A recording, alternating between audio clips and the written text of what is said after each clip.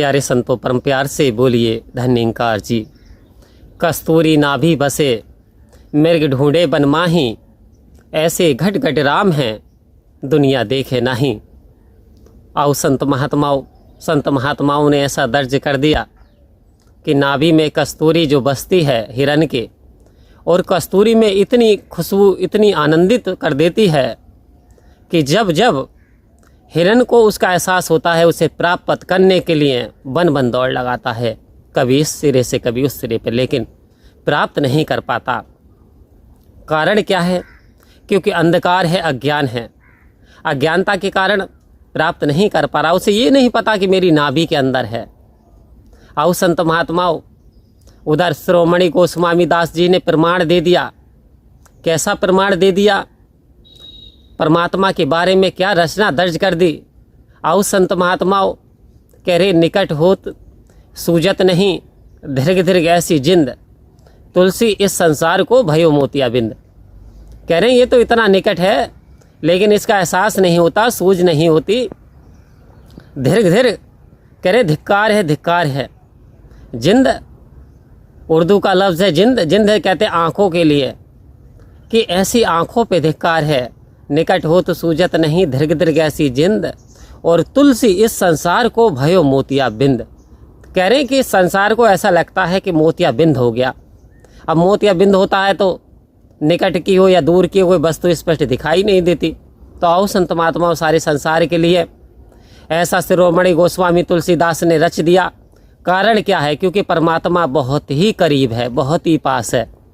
लेकिन जब बात जानकारी की आती है तो हम साथ में आसमान पे बता देते हैं, बात जानकारी की आती है तो कैलाश पर्वत पे बता देते हैं, बात जानकारी की आती है तो काशी में बता देते हैं।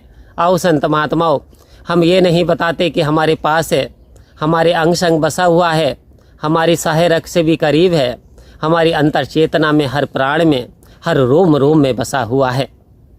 उधर कबीरदास जी ने एक रचना रची कि पानी बिच मीन प्यासी, मोहे सुन सुन आबे हासी। कह रहे पानी के अंदर मीन यदि मछली कोई कहे प्यासी रह जाती है तो फिर मुझे हंसने के अतिरिक्त और कोई बात ही नहीं सूझती। क्यों?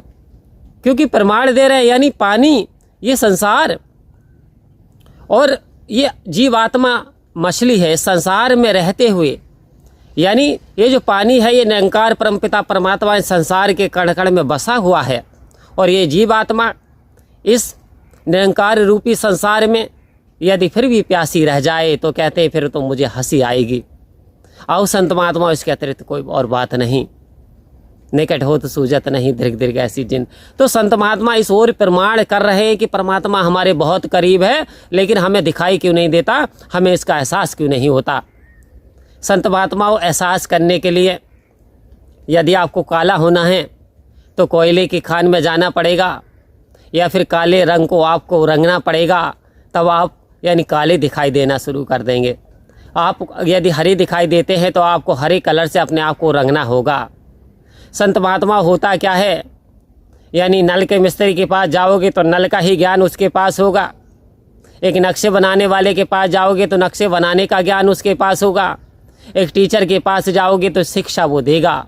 लेकिन आओ संत महात्माओं, कह रहे संसारिक शिक्षाओं के साथ साथ आध्यात्मिक शिक्षा बहुत जरूरी है, क्योंकि बिना इसके जीवन का कल्याण नहीं हो सकता।